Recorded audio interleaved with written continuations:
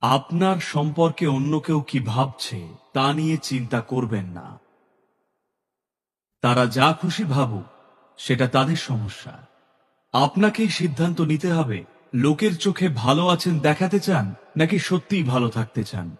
লোকের চোখে দুর্দান্ত সাজতে চান নাকি সত্যিই দুর্দান্ত অনুভব করতে চান। জীবনে এই সিদ্ধান্তটা আপনাকে নিতে হবে। এর মানে এই নয় যে যখন ভেতরে চমৎকার লাগছে তখন বাইরেও আপনাকে চমৎকার দেখাতে পারে না। কিন্তু এখন অবস্থাটা হলো, আপনাকে লোকের চোখে ভালো দেখালে তবেই একটু অসাধারণ অনুভব করেন, তাও আবার একজন দুজন নয়, সবাই দারুণ বললে তবে।